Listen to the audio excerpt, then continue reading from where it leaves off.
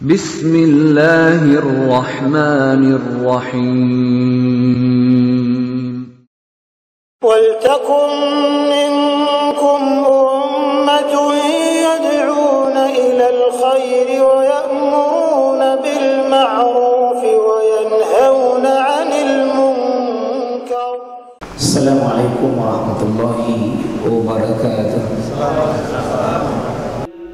Memaknai Al-Fatihah ini ada hadis dari Imam Al-Bukhari dari sahabat Abu Sa'id Al-Khudri, Abu Sa'id Al-Mu'alla, bahwa sini disebutkan bahwa surah yang disebut dengan surah itu A'zam, surah paling mulia. Kalau sebut surah paling mulia sekalian, kalau surah paling mulia, maka seharusnya ilmu kita itu ada ilmu plus di sini. Ya, tidak boleh main-main di sini informasi ini. Ya. Coba kita mulai dari ayat pertama ya. Bismillahirrahmanirrahim. Kita sudah bahas, sebagian ulama memasukkan, sebagian ulama tidak memasukkan. Tapi pendapat yang terkuat insyaallah Bismillahirrahmanirrahim ini tidak masuk bagi bagian surah Al-Fatihah. Tapi kita baca setiap membaca surah Al-Fatihah sekarang. Ya, dengan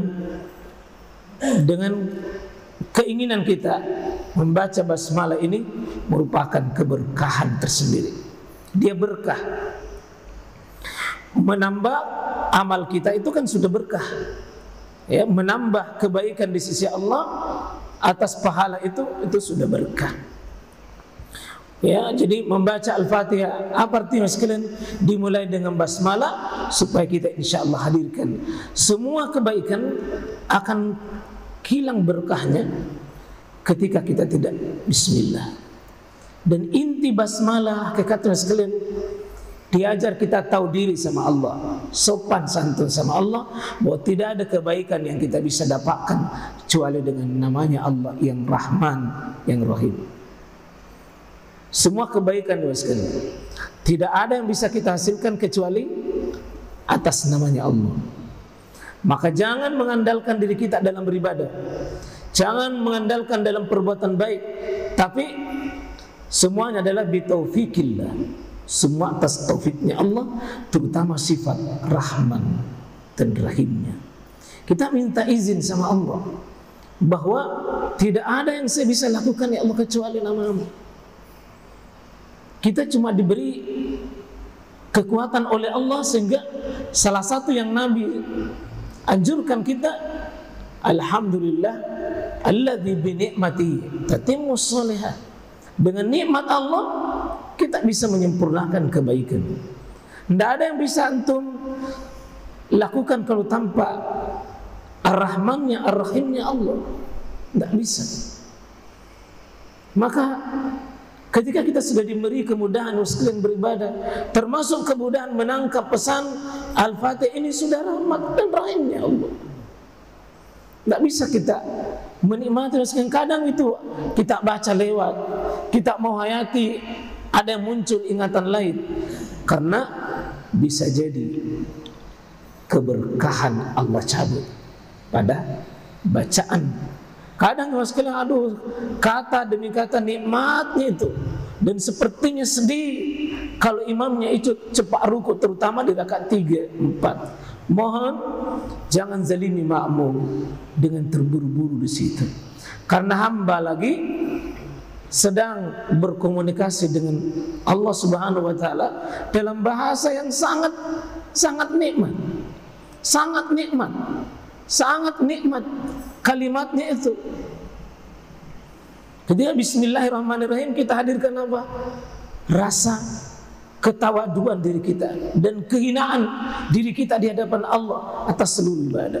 Lalu kita hadirkan dengan penegasan alhamdulillah, ya, pakai alif lam itu artinya seluruh pujian, alhamdulillah itu diperuntukkan hanya ke Allah. Ya, alhamdulillah segala puji, maka tidak ada pujian kecuali milik Allah Subhanahu wa taala. Ya, segala puji untuk Allah. Maka boleh kita hadirkan apa yang sekalian?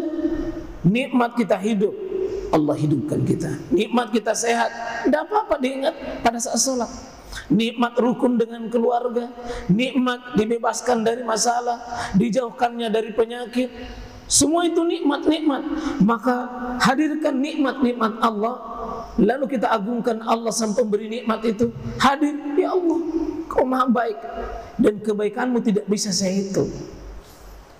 Maka lahirlah dengan la in syakartum, bahwa siapa yang bersyukur dengan pengakuan paling rendah bahwa saya sadar, ya Allah, alhamdulillah, hadir di hati, hadir di hati, sadar bahwa itu nikmat datang dari Allah. Lalu kita berjanji, bertekad, saya akan melakukan semua perintahmu. Itu nanti pada ayat yang keempatnya sebentar. Diulang lagi Ar-Rahman Ar-Rahim. Dia masuk memang menjadi ayat sebagai takkid lafzi, ditekankan betul sehingga masuk lagi kalimat Ar-Rahman Ar-Rahim. Kasih sayangnya Allah kepada kita. Kalau Allah mau kasih seseorang, sekalian, tidak ada yang bisa menghinakannya. Kalau Allah ingin memilih kita, maka tidak ada yang bisa menghalanginya. Ya, ketika Allah Subhanahu wa taala ingin memberi nikmat kepada kita, tidak ada yang bisa menghalanginya. Dan kita hadir berdiri kokoh di hadapan Allah, maka itulah nikmat yang tertinggi sekalian. Nikmat beribadah kepada Allah Subhanahu wa taala itulah nikmat yang tertinggi. Kita tegas lagi pada saat Malik Yaumiddin. Hadirkan apa? Bahwa Allah adalah Malik, atau Allah itu adalah Raja, Allah itu pemilik. Di mana? Kesempurnaan nanti pada hari kiamat. Wa ila rabbika muntahaha, dan kepada Allah seluruh urusanmu akan berakhir. Coba bayangkan kalau Allah katakan nanti, si fulan sini, fadkhuli fi ibadi wadkhuli jannati. Bagaimana pembelaannya nanti Allah di hari kiamat dengan kita, sekalian? Kalau Allah mencari kita, Allah mengumumkan di hadapan khalaik, di hadapan makhluk-makhluknya, kita menjadi kekasihnya di hari kiamat.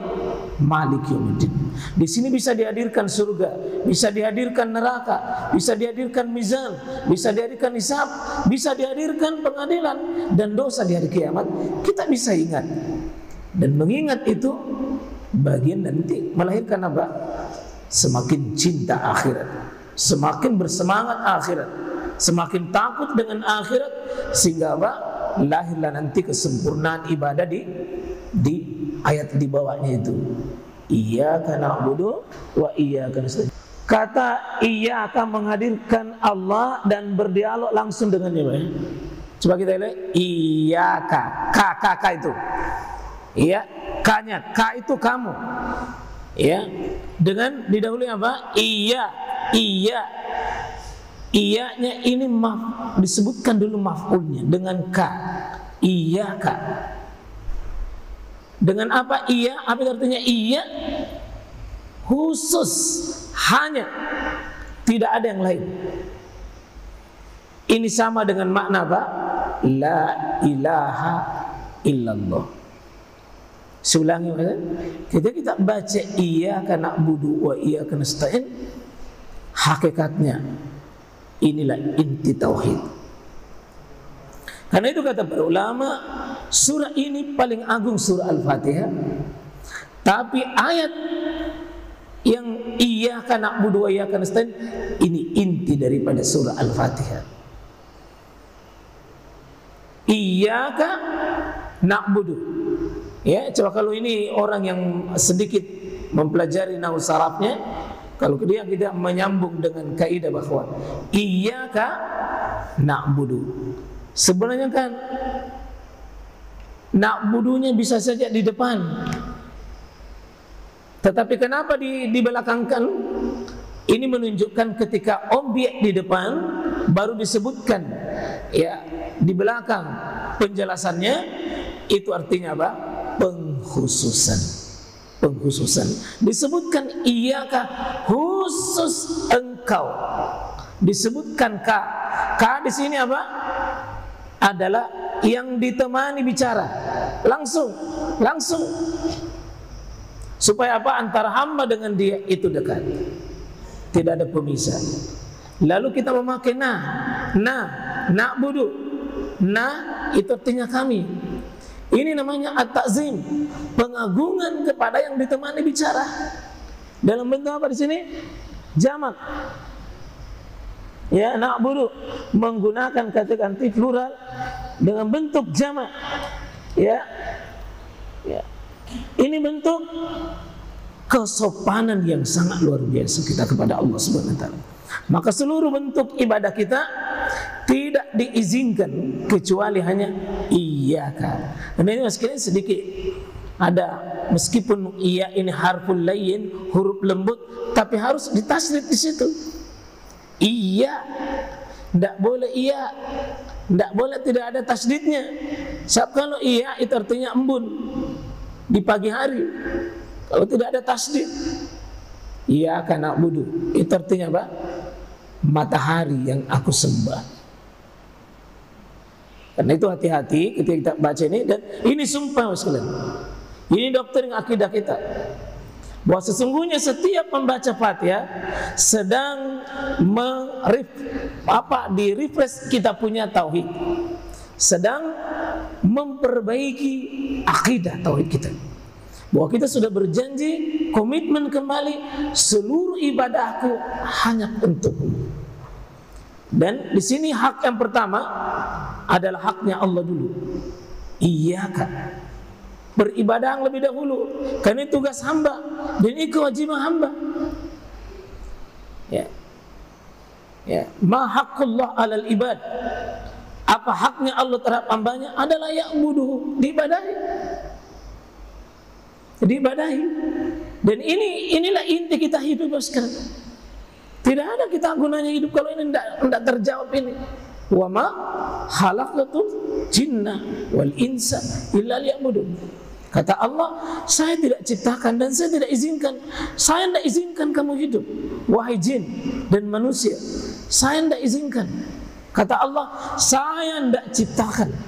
Bahasa kita, ilegal kamu hidup di kolom bumiku. Kalau tidak apa? Liya'budun.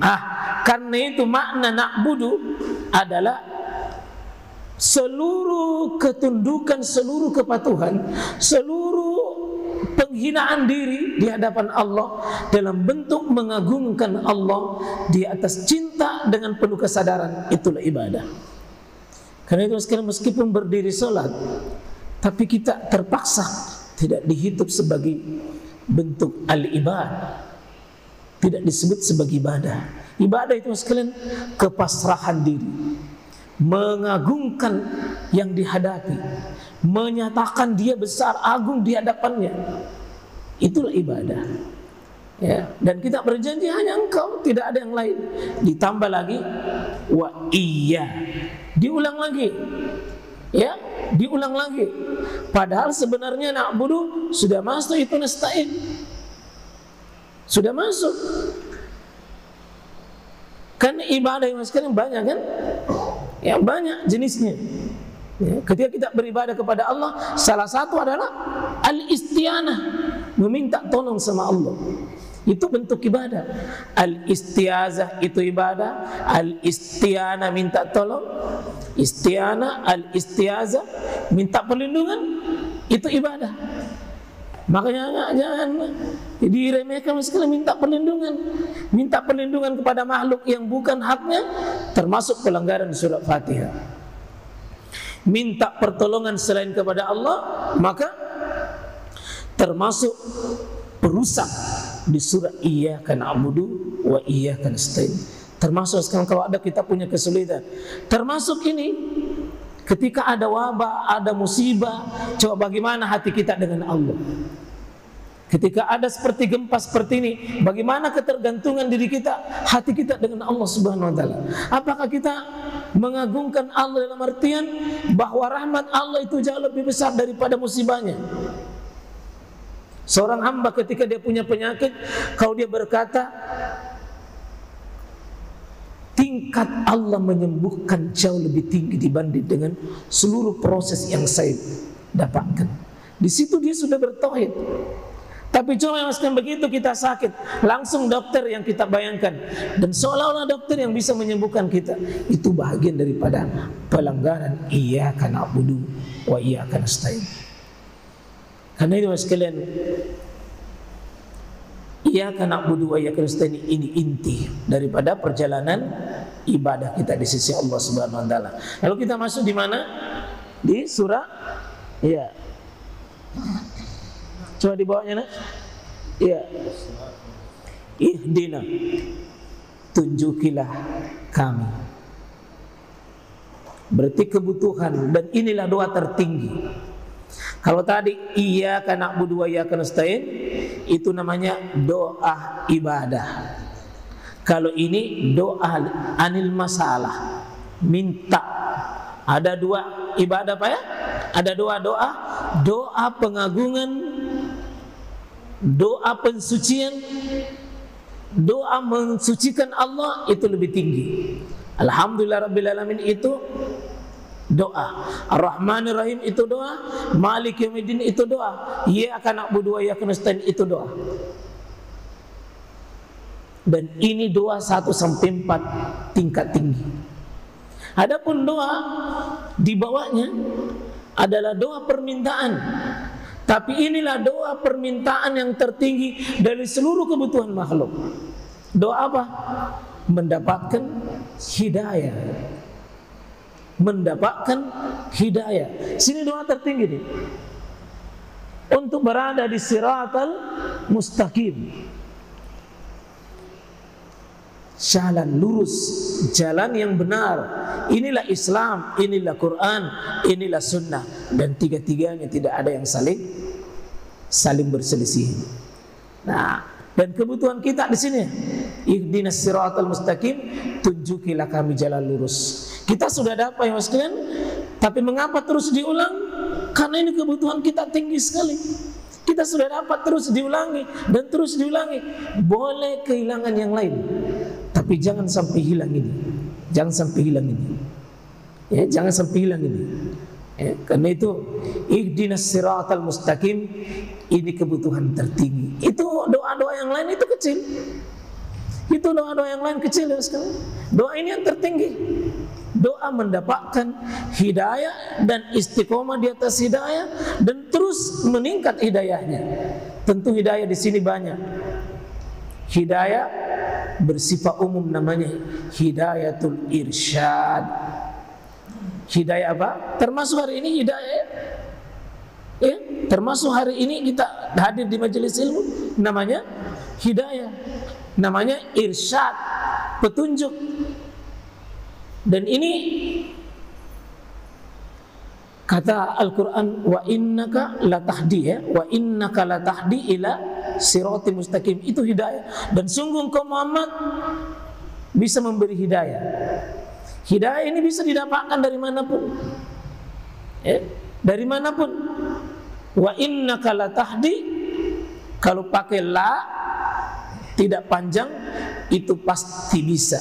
Sungguh engkau bisa membimbing orang ke jalan yang benar.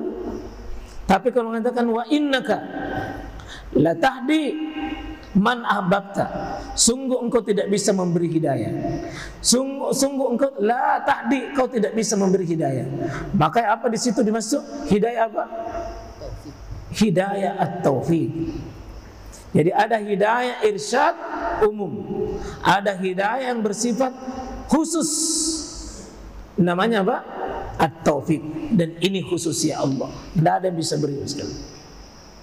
Wa innaka la tahdi man ahbabta walakin yahdi may yasha. Sungguh kau Muhammad tidak bisa kau beri hidayah pamanmu, yakni Abu Talib. Kau cintai dia, kau harapkan dia, tidak bisa kau bimbing. Bimbing di mana masuk sini? At-taufiq. Tidak bisa. Ya, ada hidayah bisa didapat dari orang tua, dari guru, dari ustaz, dari manapun bisa didapat. Itu namanya ilmu. Tapi hidayah dalam makna at-taufiq tidak ada. Itu khusus ya Allah. Itu yang kita sering baca itu. Dan Nabi sering mengatakan, may yahdillah fala mudilla wa may yudlil fala hadiya. Tidak ada bisa ganggu gugat itu. Tapi hidayah dalam artian umum bisa dicari.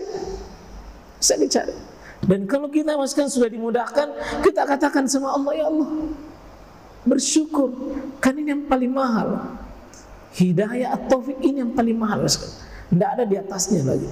Tidak ada di atasnya sekali. Ya, hidayah yang disebut dengan hidayah at-taufik. Nah, ketika kita dapat hidayah at-taufik, akan menggeser dua jalan hidup di bawahnya.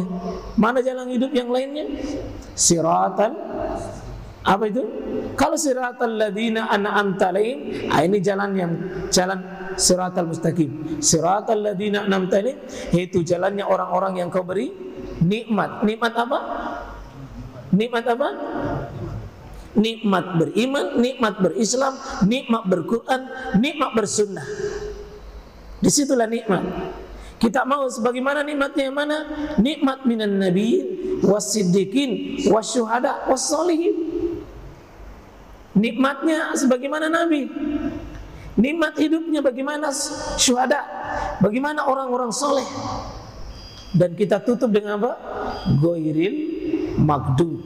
Bukan jalannya, bukan cara hidupnya, bukan seperti kebiasaannya al-maghdub, yang dimurkai, yang dimarahi, yang dibenci. Siapa ini? Yang Yahudi dan menyerupai Yahudi. Yang mana itu? Punya ilmu tapi tidak bisa aplikasikan ilmunya. Dia punya hidayah tapi tidak punya taufik. Itu Yahudi punya ilmu, punya hidayah, tapi hidayah tidak berfungsi. Tidak berfungsi hidayahnya. Tidak mampu memberikan kekuatan energi untuk taat, maka hidayahnya itu hidayah yang mubazir. Karena itu sekalian, kita butuh ilmu. Tetapi hati-hati punya ilmu lalu ilmunya mati. Ilmunya tidak punya energi. Ya, siapa punya penyakit itu? Penyakitnya kaum Yahudi. Ya. Dan ada yang ketiga, waladhdallin. Dan golongan orang-orang yang bukan golongan yang sesat. Siapa yang sesat? Orang Nasrani pada umumnya dan orang yang menyerupai hidupnya kaum Nasrani. Siapa itu? Rajin ibadah, ya, semangat ibadah, tapi apa? Tidak ada landasan ilmu. Maka kita siratal mustaqim penggabungan dua, menggabungkan antara ibadah dengan ilmu, menggabungkan antara ilmu dengan ibadah. Maka itulah siratal mustaqim, siratal ladzina an'amta alaihim. Dan ingat ya sekalian, lebih banyak jalan yang kita mau usir, maghdub ad-dallin. Lebih banyak jalan bengkok daripada jalan yang benar. Jalan benar ini cuma satu. Cuma satunya di sini. Ya, coba tadi. Ya. Ada tadi ihdina sini ya. Ini kata para ulama as-siratal mustaqim ini jalan besar. Ya, mustaqim ini lurus besar. Siapapun akan muat. Karena itu wa anna hadza sirati mustaqim fattabi'uhu wa la tattabi'us subul. Ya, dan surah Al-An'am itu katakan ini jalanku yang lurus. Allah memakai kata ini artinya apa? Dekat, jelas, dan cuma satu saja. Wa anna sirati mustaqim. Ini itu jelas. Maka ke jalan lurus itu mas kan cuma satu. Tidak ada duanya. Tidak ada jalan lurus yang macam-macam, cuma satu saja. Jalannya Allah. Cuma lebar, besar, dan bisa menampung siapa saja. Fattabi'u, hu kembali juga ke yang lurus. Satu juga. Karena fil mudhari'nya tunggal. Ke situ juga. Tapi ketika Allah mengatakan, ya, wala tattabi'us subul. Jangan kau mengikuti jalan-jalan subul. Subul itu sudah dari kata sabil, sudah jalan-jalan. Maka subul, jalan-jalan itu berarti banyak. Jalan bengkok itu sering terlalu banyak. Ya, Jalan-jalan bengkok itu banyak sekali. Dan kita bersyukur kalau berada di jalan satu jalan saja. Dan ini lebar sekalian. Lebar.